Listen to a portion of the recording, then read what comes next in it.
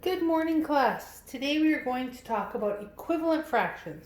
Equivalent fractions are two fractions that mean the same amount.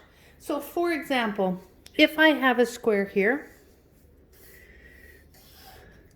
square there, and I cut it in half, and I color in a half of it. That's 1/2 of the square. One of the two pieces of the squares is colored in. If I was to cut this piece into 4 pieces,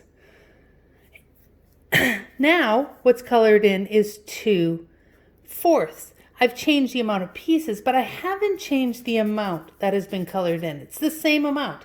So 1/2 and 2/4 are equivalent fractions. They mean the same thing. They show the same amount. It's just the size of the pieces are different. So 2 out of the 4 pieces is the same as 1 out of the 2 pieces. So I could also do this. I could cut this into 8 pieces.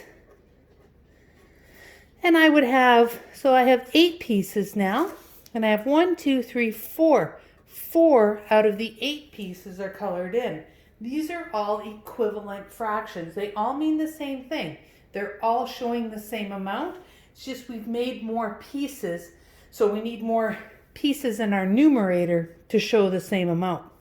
I could do this again. Sorry for the light there. It gets a little... So now I have 1, 2, 3, 4, 5, 6, 7, 8, 9, 10, 11, 12, 16 pieces. So my denominator is 16 because I have 16 pieces altogether. And I have 8 of them colored in. So 8/16 is an equivalent fraction to 1/2. It's also equivalent to 2/4, and it's also equivalent to 4/8. So those are equivalent fractions, fractions that mean the same thing. You're looking at the same amount with equivalent fractions. For your work today, you have 2 pages. On the first page, looks just like this, you're going to circle the bigger fraction. If they're the same, circle same, which is down at the bottom here. So what you do is they're lined up here. So if I line this up, oh, this one has more colored in. So 7/8 is larger than 4/5.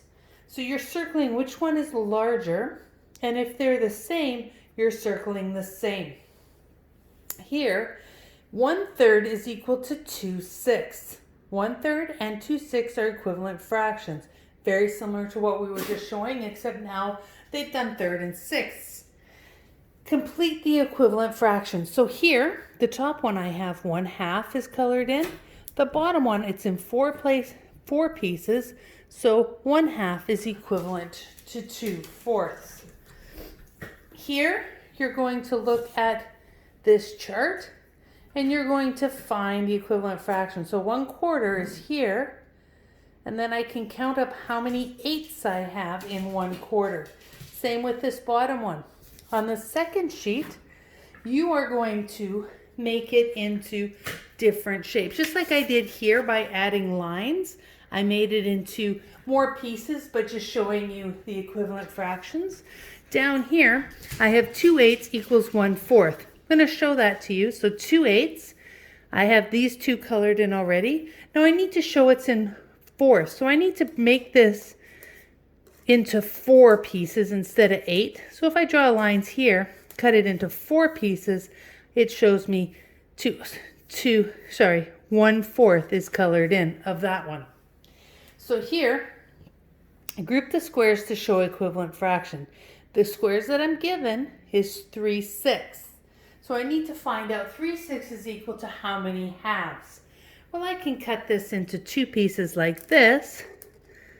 And when you're breaking them into different pieces, you need to make sure that every single square in the new piece is colored in. I couldn't cut it like this because I have one colored in and one not. So that wouldn't make any sense.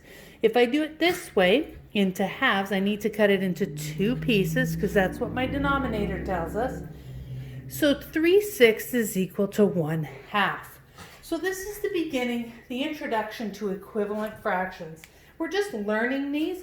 As we get into grade 5 and 6, we get a lot more in depth of making equivalent fractions and finding denominators that are the same and how do we make equivalent fractions.